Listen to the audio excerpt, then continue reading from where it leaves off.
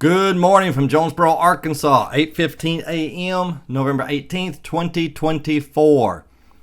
I started the process of buying this, and then after a few hours, I backed out. And the reason was because I didn't like buying from Carvana anyway, but Carvana is not banned. I'd just rather buy somewhere else. But look at this trunk. And my brother reminded me how small the trunk was. So I went and got some measurements and looked at some other pictures that are a better angle. And even my wheelchair would fit in here. There'd be no room for anything else. And it'd be hard for me to lift it with one leg and get it angled in the small hole just right. I think a Model 3 is out for me. Can't afford a Model Y. Any Model S I can afford is older, charges slower, and has a small battery. Small compared to today. But the reason was, this is before the tax credit, which is instant. $20,600 for a 2020 model with 70,000 miles. That's a good price. And Carvana is weird like this. They always have been. Most of their cars are expensive, but every once in a while, one will pop up that's cheap or a good price. Don't know why. So if you want to buy a car from Carvana, keep checking, and if you ready to buy right now, check every couple of hours and see if they have anything new, and something may pop up, because somebody started the process of buying this when I seen it, and I watched it. When it ended, I immediately grabbed it, and then I called and asked them to give me 24 hours. They gave me 48 because I needed to get certain information I couldn't get on a weekend. Then as soon as I let it go, somebody else bought it within minutes, or started the purchase process. So 2020 model. Now, a dealership I do like to buy from, because I will buy from Carvana but don't want to. Dealership I'd rather buy from, this is after the tax credit, about the same price. Let's see, this one is $20,600 rounded off, so actually about $300 cheaper, but that's not normal. Normally his are cheaper, and these are 2018s, those are 20s, about the same mileage. So I really need an electric car with at least 300 miles of range. And this one says 320, but you know how Tesla is. It probably wouldn't actually get it. And if not, I'm going to have to consider a plug-in hybrid or a cheap gas car. I really, but really don't want a third car. I want a third car eventually, but just not right now. There are other things we need to spend the money on. And of course, there's a reason. Not to sound like a broken record, but there's always new people. Right here, from my house to Springfield, Illinois in wintertime. I have this set up at 28 degrees with our current Nero. With 28 degrees, I have to stop here in West Plains to charge, and then I can make it to Buc-ee's. Once I get to Buc-ee's, I can make it to my daughter's house in Kansas without much of a problem. Here's the problem. Look at this. Their rating right here, 5.3. Couldn't charge. But most people are still able to charge. This means comment, but I'm not sure what that means, because this guy left a comment too. Why don't he have one of these? But anyway. Couldn't charge. They charge fine. Couldn't charge. Kept saying not authorized.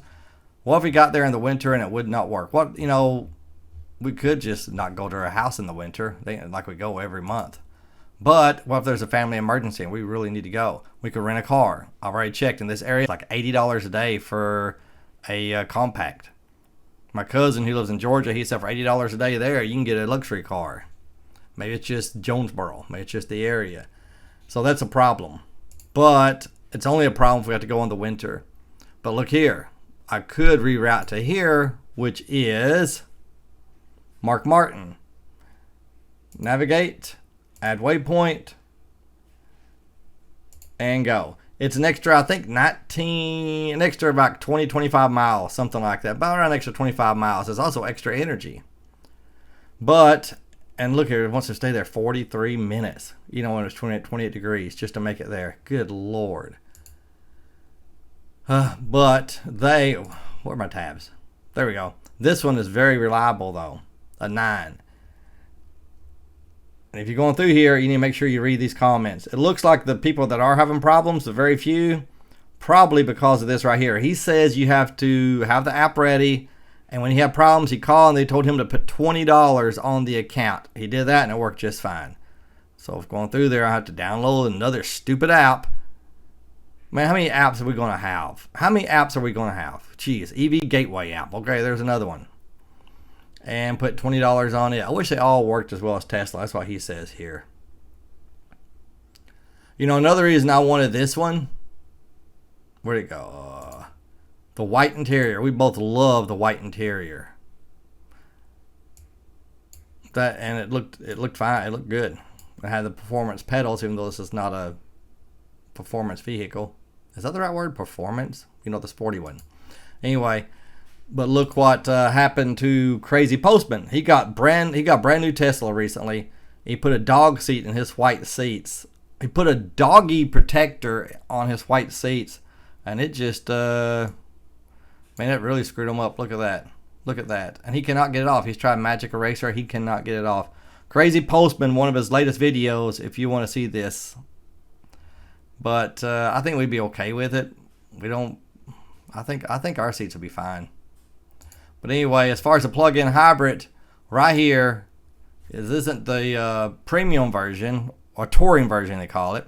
But this is one of my favorite plug-in hybrids. It's also the most gas-like plug-in hybrid.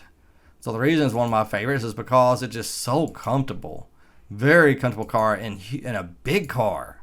This car is really big. Plenty of trunk space without laying the seat down. This would be tempting. I'd rather have the touring because I like in-dash navigation. I know most people don't care about it anymore, but I do. Even though it does have Apple CarPlay, I still like in-dash navigation. Only 32,000 miles. But man, I just don't really want a plug-in hybrid. I really rather have a full EV, but anyway, maybe we won't have to go in the winter. Maybe we won't have to. Maybe it'll be fine. And then coming back, if we come back this other route, we got to be almost 100% when we leave this Buc-ee's in Springfield to make it home. You know, so in this route, I don't know if how long it's going to be before they actually have reliable chargers on this route. I mean, this is back highway in Arkansas, and I just don't think it's going to gain base attention. Don't think it's going to. Go to Branson and shoot up, but that's even more out of the way. Now again, this is set up on 28 degrees in my current car. Okay, 18 minutes and 12 minutes, but it's another 20 something miles out of the way than Ashflat and then going up. So it's about 50 miles out of the way to get to Springfield. Somewhere about 40 miles, about 40, 45 miles out of the way going that way. Jeez. I don't like going out of the way. One, it gives EV haters ammunition. Legitimate ammunition. I mean, it's legitimate to say, why would you want an electric car if you got to go out of the way when you travel? But here's the thing. This is the only route we would go in winter that we would go that could be a problem. So we are still covered just fine with electric cars almost any place we want to go. The key word, though, is almost. So, don't know what I want to do. I'd really like to have a Model Ys are just so expensive. If we're going to do that, I'd rather have a Model S. I like those a lot better. But the newer ones are just so expensive. Anyway, may won't happen. May won't have to go. If we do, we'll just rent a car, I guess. All right, you have a good day. Thanks for watching. Bye.